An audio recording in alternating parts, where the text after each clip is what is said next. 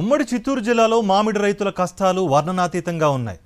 తవనంపల్లి మండలం సరకల్లు గ్రామానికి చెందిన మామిడి రైతు రమేష్ సోషల్ మీడియాలో తన ఆవేదన వెళ్లిబుచ్చాడు. ఈ ఏడాది మామిడి ధరలు గణనీయంగా పడిపోవడంతో 2 ఎకరాల్లో మామిడి తోటను నరికివేసినట్లుగా మహేష్ తెలిపాడు. గిట్టుబాటు ధర లేకపోవడంతో కనీసం పురుగుల మందుల ఖర్చులు కూడా రావడం లేదన్నాడు. కంటికి రెప్పలా కాపాడుకున్న మామిడి చెట్లను నరికివేయడం బాధగా ఉందంటూ రమేష్ చెప్పిన మాటలు కంటతడి పెట్టించాయి. ఇలా ఉన్న ఈ తోపుని ఈ సంవత్సరం ఉన్నటువంటి పరిస్థితుల్లో నేను ఈ పని ఇలా చేసుకోవాల్సిన పరిస్థితి వస్తూ ఉండాలి. ఈ చెట్టుని నమ్ముకొని ఎన్నో ఆశలతో ఉన్నాను.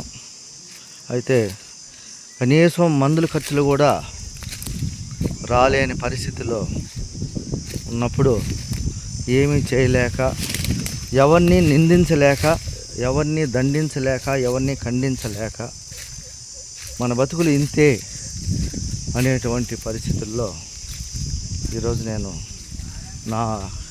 మా నాన్నగారు ఎంతో ఆ రోజుల్లో కష్టపడి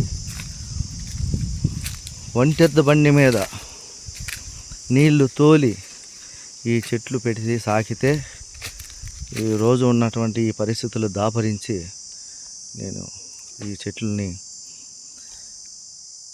రంపాలతో కోస్తూ ఉంటే కూడా గుండెల్లో బాధ ఉంది, కంట్లో నీళ్ళు ఉంది.